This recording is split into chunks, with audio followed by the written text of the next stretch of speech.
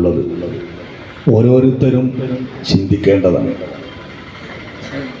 മരണപ്പെട്ടു പോയ ആളിന് വേണ്ടി ജീവിച്ചിരിക്കുന്നവർ ചെയ്യുന്ന ഏത് ഇബാദത്തും ആ മരണപ്പെട്ട ആൾക്ക് ഉപകാരം ചെയ്യുമെന്നാണ് അഹ്ലുസുന്നയുടെ വിശ്വാസം. അതുകൊണ്ട് തന്നെ ജീവിച്ചിരിക്കുന്ന ആളുകൾ ചെയ്യുന്ന സ്വാലിഹായ അമലുകൾ മരണപ്പെട്ടവർക്ക് ഉപകാരപ്പെടുന്നതിന് ഫുഖഹാക്കൾ രണ്ടായി തിരിച്ചിട്ടുണ്ട്. ഒന്ന് അൽ അതാഖത്തുൽ കുബ്ര, വലിയ മോചനം, അഥവാ ശിക്ഷകളിൽ നിന്നും നരകത്തിൽ നിന്നും വെപ്രാള വേജാറുകളിൽ നിന്നും മരണപ്പെട്ടു പോയ ആൾ മുക്തനാവുക. അതൊരു വലിയ മോചനം വരുന്നുണ്ട്. നബി സല്ലല്ലാഹു അലൈഹി വസല്ലമ തങ്ങളുമായി ബന്ധപ്പെട്ടതാണ് അത്. പായതിൻ്റെ സദസ്സല്ലാത്തത് കൊണ്ട് ഇത് പരത്തി പറയാൻ നേരല്ല. അള്ളാഹുവിൻ്റെ റസൂല് ധരിച്ച ഒരു വസ്ത്രം അത് ഒരു സഹാബിക്ക് കിട്ടിയാൽ ആ സഹാബി അത് മരണപ്പെട്ട ആൾക്ക് ധരിപ്പിച്ചു. ആ മരണപ്പെട്ട ആളെ മറവ് ചെയ്താൽ റസൂലുള്ളാഹിന്റെ ആ വസ്ത്രത്തിന്റെ ബറക്കത്ത് കൊണ്ട് ആ മനുഷ്യന് തീരെ അദാബ് ഉണ്ടാവില്ല. ഇനി നബിയുമായി ബന്ധപ്പെട്ട എല്ലാ ശഫാഅത്തും അങ്ങനെ. റസൂലുള്ളാഹിന്റെ നഖം മുറിച്ചത് സൂക്ഷിച്ച് മയ്യിത്തിന്റെ കണ്ണിൽ വെച്ച സ്വഹാബിമാരുണ്ട്. മയ്യിത്ത് അടക്കം ചെയ്യുമ്പോൾ കണ്ണിന്റെ പോളന്റെ മുകളിൽ റസൂലുള്ളാഹിന്റെ നഖം വെക്കണേ എന്ന് വസിയ്യത്ത് ചെയ്ത് മരണപ്പെട്ട സ്വഹാബിമാർ. റസൂലുള്ള കൊടുത്ത ഒരു ചെറിയ നൂല്, ആ നൂല് നിങ്ങൾ എൻ്റെ നെറ്റത്ത് വെക്കണേ എന്ന് വസിയ്യത്ത് ചെയ്ത് മരണപ്പെട്ട സ്വഹാബിമാർ.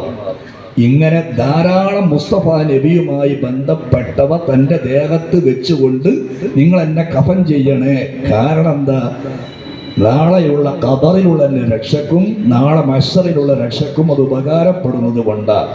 ഇനി നബിൻ്റെ മറ്റ് ശഫാഅത്തുകൾ വേറെയും, അതൊക്കെ അതാഖത്തുൽ കുബ്രയാണ്. അങ്ങോട്ടൊന്നും എത്തിപ്പെടാൻ നമുക്ക് കഴിയണില്ല.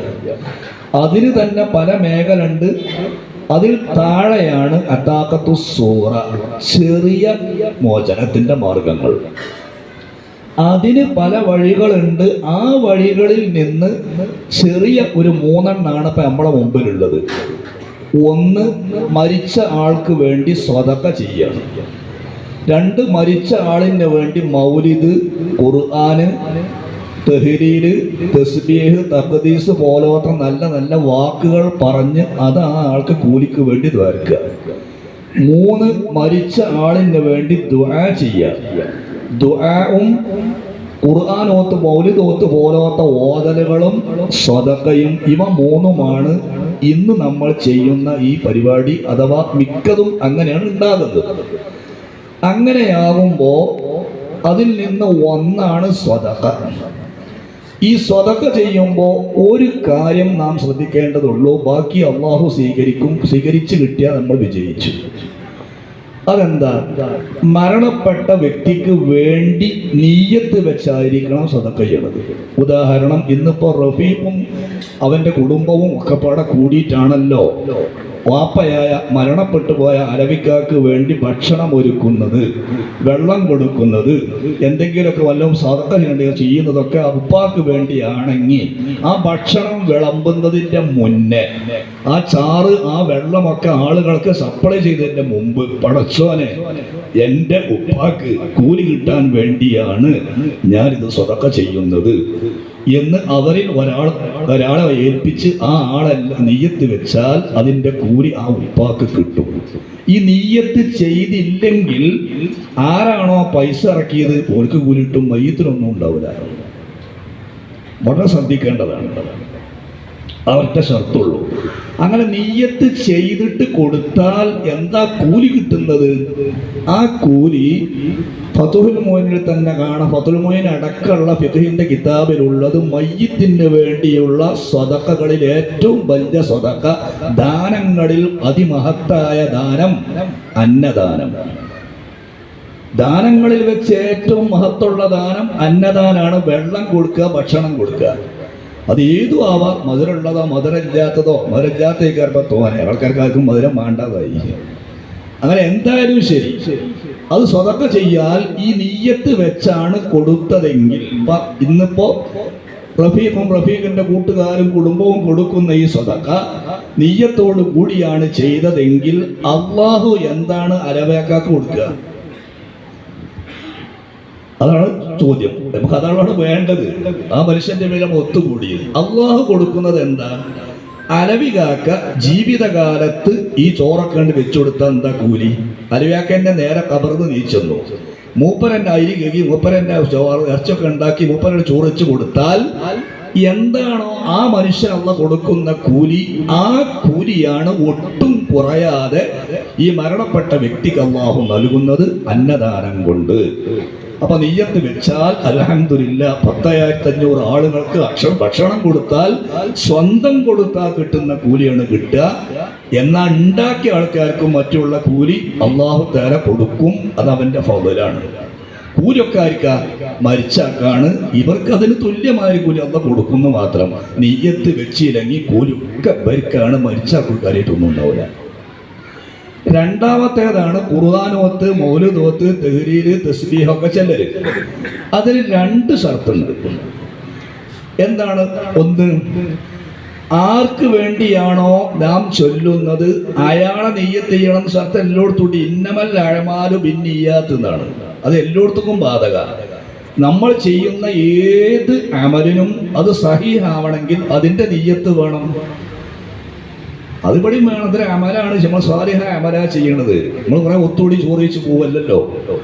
അപ്പൊ നെയ്യത്തെക്കണം. എന്താ നെയ്യത്തെക്കേണ്ടത്? മരണപ്പെട്ടു പോയ കൈപ്പള്ളി അലവി എന്ന സുഹൃത്തിന് വേണ്ടിയാണ് ഞാൻ ദിക്ർ ചെല്ലണത്, അദ്ദേഹത്തിന് വേണ്ടിയാണ് ഞാൻ മൗലൂദ് ഓതുന്നത്, അദ്ദേഹത്തിന് വേണ്ടിയാണ് ഞാൻ ദിക്ർ ചെല്ലണത്, അദ്ദേഹത്തിന് വേണ്ടിയാണ് ഞാൻ ഇവിടെ തസ്ബീഹ് ചെല്ലണത്. നെയ്യത്തെക്കണം. നിയ്യത്ത് വെച്ചാൽ അത് നിയ്യത്ത് ഷർത്താണ്. അതിന്റെ പുറമെ ഒരു കാര്യം ശ്രദ്ധിക്കണം. ഖുർആൻ ഓതുമ്പോ 3 കോലത്തിലുണ്ടാവത്തിന്റെ ശൈലി. ഒന്ന്, മരിച്ചയിടത്ത് പോയിട്ട് ഓതാൻ അലവിയാക്കോടെ മരിച്ചെടുക്കണം. അപ്പൊ മരിച്ചോടത്ത് ഓതാൻ വേണ്ടി പള്ളിക്കുന്ന കുട്ടികളെ വിളിച്ചാലാണ് സാധാരണ പതിവ്. ആ കുട്ടികളെ കൂട്ടത്തിൽ 90% തെക്രീഫ് ഇല്ലാത്ത കുട്ടികളേക്കാരം. ഒരു ഓത്ത് സഹിയാവുമല്ലോ എന്നൊക്കെ മസല വേറെയാണ്. പക്ഷെ നാട്ടു നടപ്പ് അങ്ങനെയാണ്. ഇനി ഞാനത് തുമ്പില്ലാതാക്കണില്ല, ഓതണം നടന്നോട്ടെ. ഓതണ്ടെന്നല്ല ഈ പറഞ്ഞത്. തെക്രീഫില്ലാത്ത മക്കളാണ്. അതുകൊണ്ട് അവരോട് അള്ളാഹു ചോദ്യം ചെയ്യൂല, ഓദിച്ചോനോട് ചോദ്യം ഉണ്ടാവും. അതുകൊണ്ട് ശ്രദ്ധിക്കേണ്ടതാണ്. നല്ല നല്ല ഖിറാഅത്തുള്ള ആളെ തന്നെ ഓതാൻ വിളിച്ചണം. നല്ല കൂലിയും കൊടുക്കണം. ചെറിയ കൂലി കൊടുത്താൽ പോരാ. ഒരു ചടങ്ങ് നടന്നാൽ പോരാ. മരിച്ചാക്ക് വല്ലതും കിട്ടണം. ആ നെയ്യത്ത് വേണ്ടി നല്ല നെയ്യത്ത് വെച്ച് മരിച്ചോടത്തിരുന്ന് ഓതിയാൽ അവിടെ ഞാൻ ഈ മയ്യത്തിന് വേണ്ടിയാണ് ഓതുന്നത് നെയ്യത്ത് ഷർത്തില്ല. കാരണം മയ്യത്തിന്റെ മുമ്പ് വെച്ചാവുക എന്നത് അതിന്റെ സാന്ദർഭിക തെളിവാണ്. ഞാൻ ഈ ഓതുന്നത് ആ മയ്യത്തിനാണ് എന്നതിന്റെ. അതുകൊണ്ട് അവിടെ അലിവാക്കാക്ക് വേണ്ടിയാണ് എന്ന് നിയ്യത്ത് വേണ്ടതില്ല, ഷർത്തില്ല. നിയ്യത്ത് വെച്ചാൽ കുഴപ്പമില്ല, വേണമെന്ന് നിർബന്ധമില്ല. പക്ഷെ മറ്റൊരാൾക്ക് വേണ്ടിയാണെന്ന് വെക്കരുത്. ഉദാഹരണം, നിങ്ങൾ ഓതാൻ വിളിച്ചു, നിങ്ങളെ വാപ്പ മരിച്ചു കൊടുത്തിട്ടു.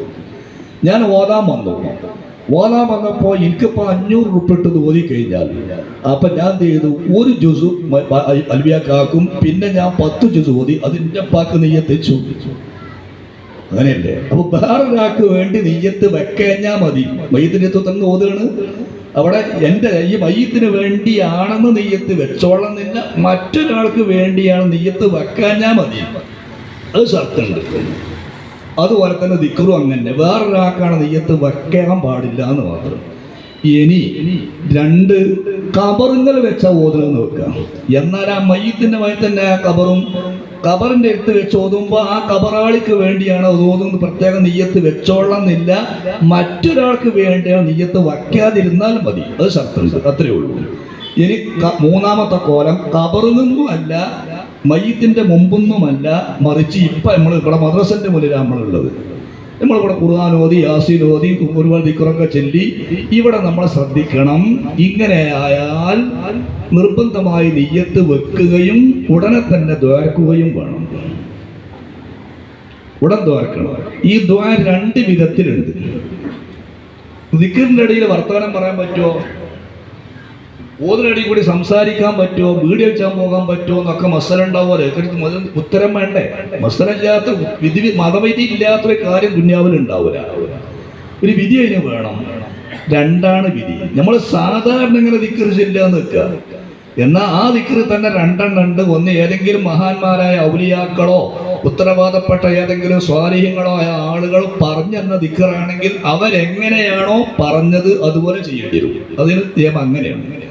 അങ്ങനെ പറഞ്ഞു തരാതെ ഞാൻ ഓതുകയാണ്, ഞാൻ അങ്ങനെ ഓതിക്കൊണ്ടിരിക്കുമ്പോൾ എനിക്ക് അവിടെ പോകേണ്ടി വന്നു, അല്ലെങ്കിൽ വീട് ഇരിക്കണം, എനിക്ക് മൂത്രം ഒഴിക്കാൻ പോകണം, അവിടെ നിർത്തിയിട്ട് പോയിട്ട് മൂത്രം ഒഴിച്ച് വരാൻ ഒരു കുഴപ്പമില്ലാതെ ഓൻ്റെ കാര്യമാണ്. അതേ സ്ഥാനത്ത് കൂലിക്ക് വിളിച്ചതോ അല്ലെങ്കിൽ സമ്മാനം തരും ആ നിലക്കുള്ള സമ്മാനത്തിനോ കൂലിക്കോ ഒക്കെ വേണ്ടി ഓതുകയാണെങ്കിൽ എത്രയാണോ ഓതിയത് ആ ഓതിയത് അവിടെ നിർത്തിയിട്ട് പുറത്തേക്ക് പോകണം, ഉടൻ ദ്വാരക്കണം. അൽഹംദുലില്ലാ അല്ലാഹുമ്മ സ്വല്ലി അലാ മുഹമ്മദിൻ വഅലാ ആലി മുഹമ്മദ്. പടച്ചോനെ ഞാൻ ഓതിയത് കബൂലാക്കണേ, ഈ ഓതിൻ്റെ കൂലിയെ ഇന്ന ആൾക്ക് നീ എത്തിച്ചു കൊടുക്കണേ, ആമീൻ റഹ്മത്തിക. ഇതാണ് ദുആർന്ന്. ദുആക്ക് ആകെ വലക്കമാതിരിയാണ് ദുആ എന്നാണ് എൻ്റെ ഭാഷ. വലക്കൊക്കെ പണ്ട് വലക്കറിയില്ലേ? വലക്കറിയാത്ത ചെറിയ കുട്ടികളെ ഉണ്ടാവുള്ളൂ, ബാക്കി എല്ലാവർക്കും വലക്കറിയും. വലക്കൊക്കെ അവിടെയും ചുറ്റുണ്ടാവും, ഇവിടെയും ചുറ്റുണ്ടാവും. ഇതുപോലെ ദുആ ഒരു വലക്കയാണെങ്കിൽ അപ്പുറത്തൊരു ചുറ്റുണ്ട്, ഇപ്പുറത്തൊരു ചുറ്റുണ്ട്. ആ ചുറ്റ് ഒരു ഹംദും സ്വലാത്തും. അൽഹംദുലില്ലാ അല്ലാഹുമ്മ സ്വല്ലി അലാ മുഹമ്മദിൻ വ ആലി മുഹമ്മദ് എന്ന് ചുറ്റ അവിടെ.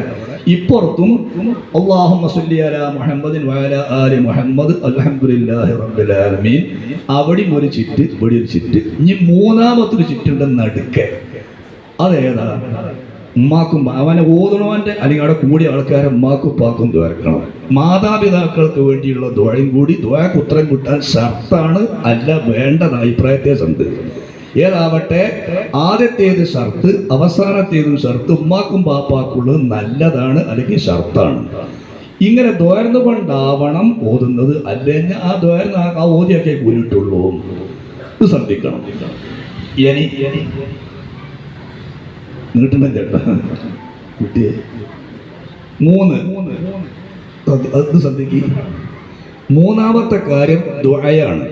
ദ്വാരക്കുമ്പോൾ നല്ലോണം ശ്രദ്ധിക്കണം. ദ്വാരക്കുമ്പോൾ മയ്യത്തിൻ്റെ മകൻ, ഇപ്പൊ ഇവിടെ റഫീഖ് മോനുണ്ട്, ആ മക്കളാണ് ദ്വാരക്കണതെങ്കിൽ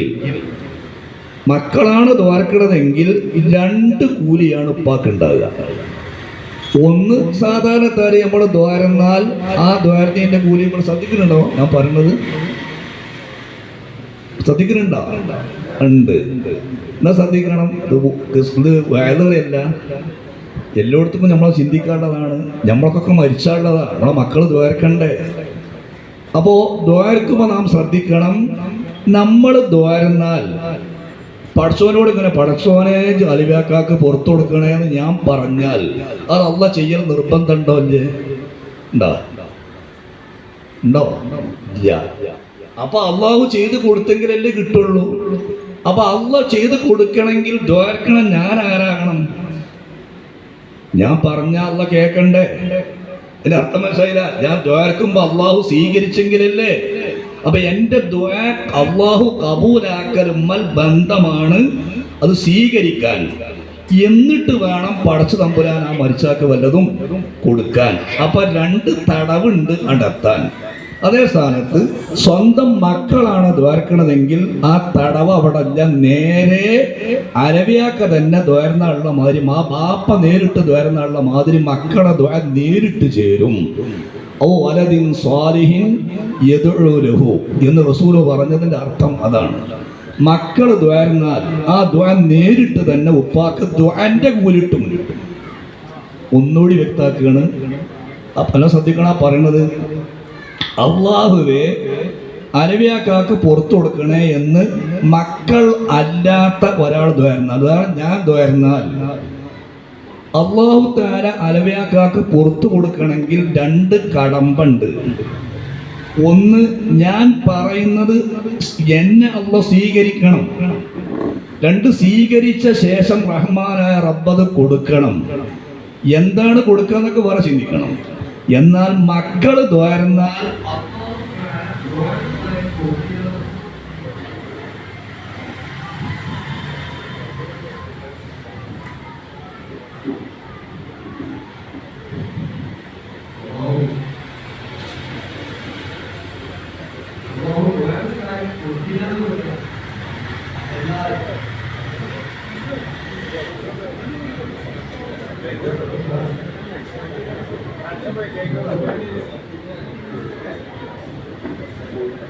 കാര്യം ഒക്കെ കൊടുത്തിരുന്നില്ല. എന്നാൽ ഒരു പോയിട്ട് ഒരു വിഭാഗത്താണ്. ആ എന്ന വിഭാഗത്തിൽ പോയിട്ട് ആ കൂടി ആ വരച്ച വാങ്ങാറുണ്ട്. ഒരു ഗവൺമെന്റാണ് അയാൾ അത് അള്ളാഹു കബൂലാക്കിയാൽ പടച്ചോൻ എന്താണോ മൈക്ക് കൊടുത്തത് അതേ സ്ഥാനത്ത് മക്കളാവുമ്പോൾ മക്കളിന്റെ ആ കാര്യം കിട്ടിയില്ലെങ്കിലും ആ വിവാദക്കാരനും അതിനാൽ എപ്പോഴും മരിച്ചാൽ ഞാൻ മരിച്ചാൽ എനിക്ക് വേണ്ടി ദ്വാരക്കാൻ അതുകൊണ്ട് കുറച്ചൊക്കെ ഒരു നാളടിയിൽ നീച്ചു നിൽക്കാൻ ദ്വാരക്കാനും ഒക്കെ പറ്റണ കോലത്തിൽ ഒരാള് പൂർണ്ണമായ മുദല്ലിസായില്ലെങ്കിലും വലിയൊരു മൂല്യരായില്ലെങ്കിലും കാതിരിപ്പാപ്പെന്നോ ആയില്ലെങ്കിലും ശരി മരിച്ചാൽ നമ്മക്ക് വേണ്ടി ദ്വാരക്കാൻ പറ്റണ ഒരു മോനെ ഒരു പേരക്കുട്ടിനെങ്കിലും അവനെ വീട്ടിൽ ഉണ്ടാക്കിയിടണം. അതിന് വലിയ പണിയൊന്നുമില്ല, കുറച്ച് ഓതാനയച്ചാൽ മതി. എന്നാ മരിച്ചു കഴിഞ്ഞാൽ കൂലി കിട്ടും. അല്ലെങ്കിൽ ഈ അധ്വാനികളൊക്കെ നേരത്തെ പറഞ്ഞ വാക്ക് ഞാൻ മടക്കി പറയാണ്, ഇതൊക്കെ നമ്മളെ കുറഞ്ഞ ജീവിതത്തിന്റെ വലിയ അധ്വാനമാണ്. വലിയൊരു ജീവിതം വരാനേക്കുണ്ടതിനും കുറച്ച് അധ്വാനിക്കുന്നുള്ളൂ. ഒരു അധ്വാനിക്കാൻ പറ്റുന്ന ഒരെണ്ണത്തെ നമ്മളെ തറവാട്ടിൽ ഉണ്ടാക്കിയില്ല. മാനക്കടല്ലേ അള്ളാഹു 39 ഒഴിവില്ലേറ്റല്ലോ. പിന്നെ അസ്ബാബുകളെ കാരണങ്ങളൊക്കെ പടച്ചോനാ തരുന്നത്. എത്ര വിദ്യാഭ്യാസമുള്ള ആൾക്കാർ പൈസ ഇല്ലാതെ നടക്കണില്ലേ? 1,00,000 റുപ്യ എങ്ങനെ എഴുതണ്ടിന്ന് അറിയാത്തവന്റെ കയ്യിൽ ലക്ഷങ്ങളില്ലേ? അപ്പൊ വിദ്യാഭ്യാസം ഉണ്ടായത് കൊണ്ടോ ഇന്റെ ഹിക്മത്തോണ്ടോ അല്ല, അർഹമുർ റഹീമായ റബ്ബ് തരുമെന്ന് വിശ്വസിച്ചാൽ ഒരാളെ അള്ളാഹ് പട്ടിണിക്ക് ഇടൂല. അള്ളാഹു തആല തന്നോളൂ. അതുകൊണ്ട് അവരാന്റെ തറവാട്ടിൽ അല്ലെങ്കിൽ പറഞ്ഞാൽ കേൾക്കൊണ്ട് കൊടുത്ത് ഇവിടെ വാട മോനെ ഒന്ന് ദ്വാരക്കെന്ന് പറഞ്ഞാൽ അത് ചെയ്യാൻ കഴിയുന്ന ഒരാൾ നമുക്ക് ഉണ്ടാവണം. അല്ലെങ്കിൽ ലൈസൻസ് ഉണ്ടാവില്ല. വണ്ടി എൻ്റെ വാപ്പാന്റെ വണ്ടി തന്നെ ഞാനാണ് വിടുന്നത്. ആരോട്? നാട്ടിൽ വണ്ടി കയറി 4 ആളുണ്ട്, ഓരോട് പറയാം ഞാനാ ഡ്രൈവർ, ഞാൻ എൻ്റെ വാപ്പാന്റെ വണ്ടിയാണ് ഞാനാ വിടുന്നത്. എടാ ലൈസൻസ് ഉണ്ടോ? ലൈസൻസും ഇല്ല, ഡ്രൈവിങ്ങും അറിയില്ല. എന്നാ ആ കാറുള്ളവർ ഇറങ്ങുക, അവിടെ ഇരിക്കുക. അതുപോലെ തന്നെ അപ്പൊ ലൈസൻസ് വേണം. അതുകൊണ്ട് എൻ്റെ വാപ്പയെ മരിച്ചിരിക്കണ ഞാനാ ഇമാമക്കള്. ഇമാമത്തിന്റെ മസല അറിയില്ല. ഇമാമ നിൽക്കണേ ഒരുപാട് മസലല്ല, അത് അതിനും ബാധക. മയ്യത്തുകാരത്തിന് ഷർത്തും കുറവില്ല എന്ന് പറയാൻ പാടില്ല. മയ്യത്തുകാരൻ സാധാ നിസ്കാരത്തിന്റെ ഷർത്തും ഇമാമിന്റെ ഷർത്തും അതിനും വേണം. അപ്പൊ ഓനെ തുടരാൻ പറ്റണം. അതിന് മഅ്മൂമികളുടെ അവസ്ഥ ഓനെ അറിയണം. നിസ്കാരത്തെ ഷർത്തും പോലും ഏറ്റവും ചുരുക്കം ഒരു 40 മസലെങ്കിലും നിസ്കാരത്തെ പറ്റി അറിയുന്നവരാക്കെ ഇമാമക്കാൻ അർഹതയുള്ളൂ എന്നാണ്. അപ്പൊ ഇമാമ് നിൽക്കാൻ എന്ന് മാത്രം പഠിച്ചു വെച്ചു. പക്ഷെ ലൈസൻസ് കയ്യിലില്ല. അപ്പൊ എൻ്റെ പാൻ്റെ കാറാണ്, ഞാനാണ് ഓട്ടുന്നത്, ലൈസൻസ് ഇല്ലാതെ പറഞ്ഞ ഏതുപോലെയാ? അതുപോലെയാണ് എൻ്റെ പേണ് മരിച്ചത്. ഞാനാ ഇമാമക്കണം. മുന്നേക്ക് ഇമാം വന്നാൽ ഒന്ന് വൃത്തി ഉണ്ടാവില്ല. എൻ്റെ കുടുംബത്തിൽ തന്നെ ഒരു അത്യാവശ്യക്കാർ രാഷ്ട്രീയത്തിൽ ഒത്തിരി സ്വാധീനമുള്ള ഒരു വാപ്പ മരിച്ചു. അപ്പോൾ ഇതേമാതിരി അവൻ്റെ മൂത്താപ്പ് പറഞ്ഞു നമുക്ക് ആരോട് മോനോട് ഓൻ ചോറുണ്ടാക്കുന്ന ആളാണ്, ഭക്ഷണം ഉണ്ടാക്കുന്ന ഒരാളാണ്. നമ്മളമ്മറിൻ്റെ പണി അള്ളാഹുമ്മറിൻ്റെ വർക്ക് ചെയ്യട്ടെ.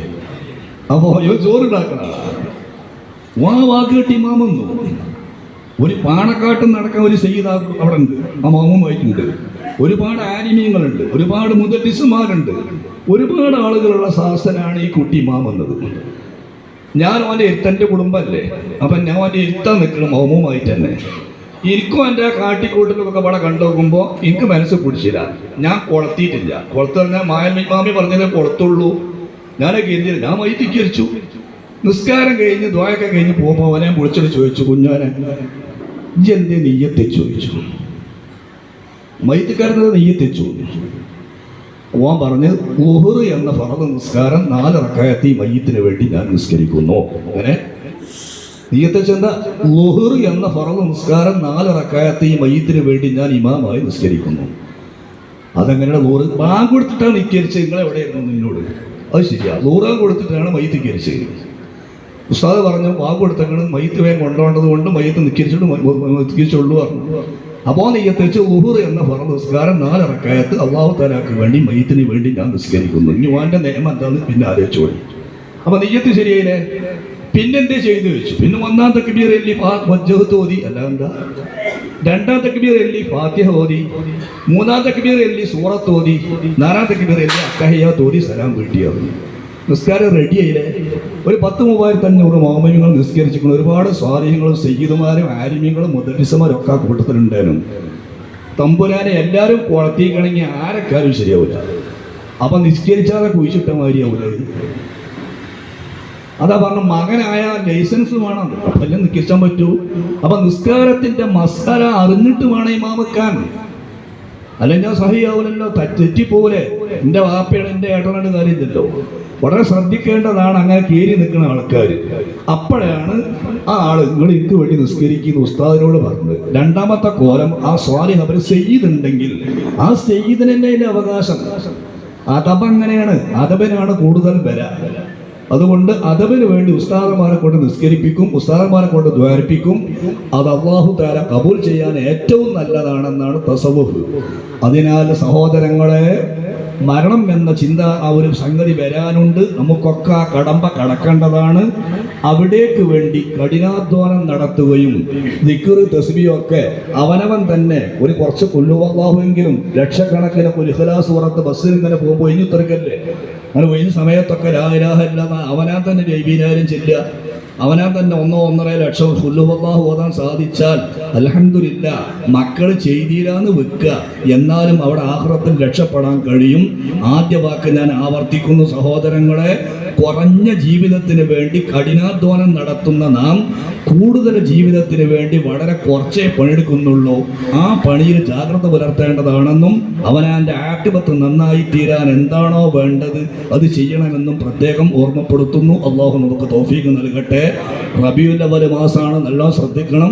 സ്വാലിഹീങ്ങളായ ആളുകളുമായി കൂടെ ഇടപഴകാനോ അവരുമായി ഒരു അയൽവക്ക ബന്ധം ഉണ്ടാക്കി തീർക്കാൻ കഴിഞ്ഞാൽ ഈമാൻ കൂടും, ഇഖ്ലാസ് അല്ലാഹു തരും, ആഖിബത്ത് അല്ലാഹു നന്നാക്കി തരും. സയ്യിദുനാ ഈസാ നബി അലൈഹിസ്സലാമിൻ്റെ കൂടെ ആ കാലത്ത് ഒരു കള്ളനുണ്ടായിരുന്നു. 40 കൊള്ള അയാൾ ഏറ്റവും വലിയ കള്ളനായി. കള്ളനാ ഒരു പ്രത്യേകത ഉണ്ട്, അയാൾക്ക് സ്വന്തം നാട്ടിൽ നിന്ന് കക്കൂല, അന്യ നാട്ടിൽ പോയിട്ട് കട്ടിട്ട് ഈ നാട്ടിലേക്ക് കൊടുത്തിങ്ങോട്ട് സ്വതക്ക ചെയ്യും. അപ്പോൾ അവരൊക്കെ കള്ളനെ പിടിച്ചാൽ വന്നാൽ അനുകൂലം നിൽക്കലുള്ളൂ. കാരണം ഇവിടെ എല്ലാ പാവപ്പെട്ടവരും കൊടുക്കും കെട്ടുകൊടുക്കണ്ട്. അതുകൊണ്ട് തന്നെ ആ കള്ളനെ പിടിച്ചാൽ വന്നാൽ ആ നാട്ടുകാർ പറയുമ്പോൾ അങ്ങനെ കള്ളല്ല. അങ്ങനെ അയാൾ കഴിച്ചിലായി പോയതാ. 40 കൊല്ലം പിന്നിട്ടപ്പോൾ ഒരു ദിവസം പച്ച പകല് അടച്ചിട്ട് പോയ വീട്ടിൻ്റെ മോൾ കയറി കക്കാൻ വേണ്ടി കയറിയതാ. അപ്പണ്ട് ഈസാ നബി അലൈഹി ഇസ്ലാം വരുന്നു. കൂടെ ഒരു സഹാബിയുടെ ഹവാരി എന്നാണ്, അത്തരം സഹാബികൾ എപ്പോഴും കൂടെ നടക്കുന്ന സഹാബി ഹവാരി എന്ന പേരിട്ട് ഹവാരിയായ സഹാബിയും കൂടെ ഉണ്ട്. അദ്ദേഹം രണ്ടാളിങ്ങനെ വരുമ്പോൾ ഈസാ നബി മുമ്പിൽ നടക്കണം. ഈസാ നബിൻ്റെ വലത്ത് ഭാഗത്തായിട്ട് അടുത്ത് നമ്മൾ ഇമാമക്കണായി ഒരു ഇമാമും ഒരാളെ മോമും ഉണ്ടെങ്കിൽ വലത്ത് ഭാഗത്ത് ഇമാമിൻ്റെ അടുത്ത് നിൽക്കണം, ബാക്കിൽ. അതുപോലെയാണ് ഈ ഈസാ നബിയും ഈ സഹാബിയും നടക്കുന്നത്. അത് ഇയാൾ കണ്ടു ഈ പേരിൻ്റെ പുറത്തുനിന്ന്. അപ്പം ഇയാൾ ചിന്തിച്ചു, പടച്ചോനെ 40 കൊല്ലായിരുന്നു ഞാൻ കക്കണ്, ഈസാ നബിയാണ് ആ വരുന്നത്, ഏതായാലും ഒന്ന് പോയി കണ്ടെങ്കിലോ. അങ്ങനെ അയാൾ ഇറങ്ങി, കക്കാതെ ഇറങ്ങി. ഇറങ്ങിയപ്പോൾ ഒരു പേടി ആണ്, നേരിട്ട് മുന്നിക്ക് ചെന്നാൽ വല്ലതും പറഞ്ഞാൽ ഞാൻ കുടുങ്ങും. അതുകൊണ്ട് ഈസാ നബി അറിയണ്ട, ആ സഹാബിയും അറിയണ്ട, എല്ലാം പിന്തുടരാമെന്ന് വിചാരിച്ച് ഈ സഹാബിയുടെ നേരെ ബാക്കിൽ നടക്കാൻ തുടങ്ങി. ഈസാ നബിൻ്റെ ബാക്കിലല്ല, ആ സഹാബിയുടെ ബാക്കിൽ. ഈസാ നബി ഫ്രണ്ടിലാണ്, മുമ്പിലാണ്. ഈസാ നബിൻ്റെ അടുത്ത് വലത്തായിട്ടാണ് സഹാബി. ആ സഹാബിയുടെ നേരെ പിന്നിലാണ് ഈ കള്ളം നടക്കുന്നത്. അപ്പൊ കുറെ ദൂരം നടന്നു. കള്ളം വിചാരിച്ചത്, പടച്ചോനെ ഈസാ നബിൻ്റെ വയ്യാൻ നടക്കാൻ എനിക്ക് ഏതാനും കഴിയൂല, എന്നെ യോഗ്യതല്ല, തന്നെ ആ സഹാബിൻ്റെ വർക്കത്തുണ്ടെങ്കിലും ഞാൻ നന്നായി എന്ന് വിചാരിച്ചു കണ്ടാണ് ആ സഹാബിൻ്റെ വയ്ത്താൻ നടന്നത്. ആ സഹാബി അപ്പം എന്ത് വിചാരിച്ചു? നോക്കണം, ശ്രദ്ധിക്കണം. ആ ഹവാരി ആ സഹാബി വിചാരിച്ചത് ഈ പണ്ടാറപ്പ എൻ്റെ വൈത്താൽ അടക്കണം എന്തിനാ, അതുകൊണ്ട് ഓൻ്റെ കാരണം ഞാൻ കേടില്ലെന്ന് വിചാരിച്ചു കണ്ട് അദ്ദേഹം ഈസാ നബിൻ്റെ ഒപ്പം നിന്നു. ഇപ്പം ഈസാ നബി ആളുടെ സഹാബി ഒപ്പം നടക്കാൻ തുടങ്ങി. അപ്പം ഈ മനുഷ്യൻ്റെ മുന്നിൽ നാള് പോയപ്പോൾ ഇദ്ദേഹം നേരെ ഈസാ നബിൻ്റെ വൈത്താലെ കാണ്ടു നിന്നു. അപ്പം ഈസാ നബിൻ്റെ നേരെ വയ്യലാര കള്ളനാണ്. പുറദൂരം ചെന്നപ്പോൾ നസലൽ മലക്കു ജിബ്രീൽ അലൈഹിസ്സലാം ഇറങ്ങി വന്നുകൊണ്ട് വഹി വന്നു, നബിയെ, ഒരാളിന്റെ എല്ലാ തെറ്റുകളും അല്ലാഹു തആല മാപ്പാക്കി ആളെ അല്ലാഹ് സ്വീകരിച്ചു, ഒരുത്തന്റെ എല്ലാ നന്മകളും അല്ലാഹ് പൊളിച്ചു കളഞ്ഞു, വല്ലതും ചെയ്തിട്ട് വേണം എന്ന് ഓരോട് പറഞ്ഞാളി.